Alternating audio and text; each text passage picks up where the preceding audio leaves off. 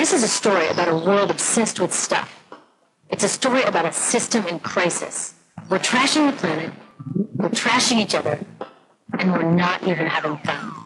The good thing is that when we start to understand the system, we start to see lots of places to step in and turn these problems into solutions.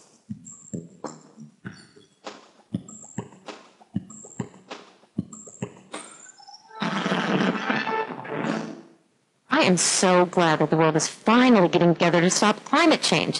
When I first heard that our leaders were meeting to talk about solutions, I breathed a huge sigh of relief. Didn't you? Then I said, wait a minute, what exactly are they planning to do about this problem? So I looked into it. And I got to tell you, not all the solutions they're working on are what I'd call solutions. In fact, the leading solution, known as cap and trade or emissions trading, is actually a huge problem. Now, I know this is the last thing you want to hear, but the future of our planet is at stake, so we got to take the time to understand what's going on here. Okay, meet the guys at the heart of this so-called solution. They include the guys from Enron, who designed energy trading, and the Wall Street financiers like Goldman Sachs, who gave us the subprime mortgage crisis. Their job is to develop brand new markets. They stake their claims, and then when everyone and their grandmother wants in, they make off with huge amounts of money as the market becomes a giant bubble and bursts. Well, their latest bubble just burst, and now they have a new idea for a market: trading carbon pollution. They're about to develop a new $3 trillion bubble. But when this one bursts, it won't just take down our stock portfolios. It could take down everything. So how does cap and trade work? Well, pretty much all serious scientists agree that we need to reduce the amount of carbon in the atmosphere to 350 parts per million if we want to avoid climate disaster. In the U.S., that means reducing our emissions by 80%, maybe even more, by 2050. 80%! Now, the problem is that most of our global economy runs on burning fossil fuels, which releases carbon. The factories that make all our stuff, the ships and trucks that carry it around the world, our cars and buildings and appliances, and just about everything. So how are we going to reduce carbon 80% and not go back to living like Little House on the Prairie? Well, these cap and trade guys are saying that a new carbon stock market is the best way to get it done. The first step would be getting governments around the world to agree on a yearly limit on carbon emissions. That's the cap. I think that part is great. So how do they want to ensure that carbon emissions stay under the cap? Well, governments would distribute a certain amount of permits to pollute. Every year there would be fewer and fewer permits as we follow the cap to our goal. Innovative companies will get on board, building clean alternatives and getting more efficient. As permits get scarcer, they would also become more valuable. So naturally, companies who have extra will want to sell them to companies who need them. That's where the trading comes in. The logic is that as long as we stay under the cap, it doesn't matter who pollutes and who innovates. We'll meet our climate deadline, avoiding catastrophe, and oh yeah, these guys take their fee as they broker this multi-trillion-dollar carbon market. Save the planet, get rich, what's not to like? Some of my friends who really care about our future support cap and trade. A lot of environmental groups that I respect do too. They know it's not a perfect solution, and they don't love the idea of turning our planet's future over to these guys, but they think it's an important first step and that it's better than nothing. I'm not so sure. And I'm not the only one. A growing movement of scientists, students, farmers, and forward-thinking business people are all saying, wait a minute. In fact, even the economists who invented the cap and trade system to deal with simpler problems like fertilizer pollution and sulfur dioxide, they say cap and trade will never work for climate change. Here's why I think they're right. When it comes to any kind of financial scam, like subprime mortgages or Bernie Madoff's pyramid scheme, the devil is always in the details, and there are a lot of devils in the details of the cap and trade proposals on the table. Devil number one is known as free permits, which is why some people call this system cap and giveaway. In this scheme, industrial polluters will get the vast majority of these valuable permits for free. Free!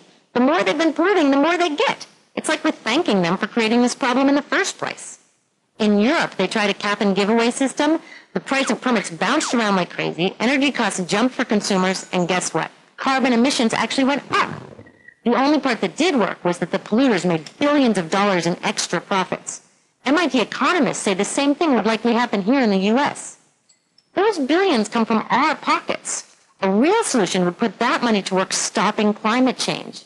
Instead of just giving permits away to polluters, we could sell them and use the money to build a clean energy economy, or give citizens a dividend to help pay for higher fuel prices while we transition to that clean energy economy, or share it with those most harmed by climate change. Some people call this paying our ecological debt. Since we in the richest countries released the most carbon for centuries and lived a pretty comfy lifestyle in the process, don't we have a responsibility to help those most harmed? It's like we had a big party, didn't invite our neighbors, and then stuck them with the cleanup bill. It's just not cool. Did you know that in the next century, because of the changing climate, whole island nations could end up underwater? And the UN says 9 out of 10 African farmers could lose their ability to grow food. Now, wouldn't a real solution benefit these people instead of just the polluters? Devil number 2 is called offsetting. Offset permits are created when a company supposedly removes or reduces carbon. They then get a permit which can be sold to a polluter who wants permission to emit more carbon. In theory, one activity offsets the other. The danger with offsets is it's very hard to guarantee that real carbon is being removed to create the permit, yet these permits are worth real money. This creates a very dangerous incentive to create false offsets, to cheat. Now, in some cases, cheating isn't the end of the world. But in this case, it is. And already there's a lot of cheating going on. Like in Indonesia, Sinar Mas Corporation cut down indigenous forests, causing major ecological and cultural destruction. Then they took the wasteland they created and planted palm oil trees. Guess what they can get for it? Yep, offset permits. Carbon out? No. Carbon in? You bet. Companies can even earn offsets for not doing anything at all. Like operators of a polluting factory can claim they were planning to expand 200%, but reduce the plans to expand only 100%. For that meaningless claim, they get offset permits. Permits that they can sell to someone else to make more pollution. That is so stupid. The list of scams go on, and many of the worst ones happen in the so-called third world, where big business does whatever it wants to whomever it wants. And with lax standards and regulations on offsets, they can get permits for just about anything. Devils 1 and 2, cap and giveaway and offsetting, make the system unfair and ineffective. But the last devil, which I call distraction, makes it downright dangerous. You see, there are real solutions out there, but cap and trade with its loopholes and promises of riches have made many people forget all about them.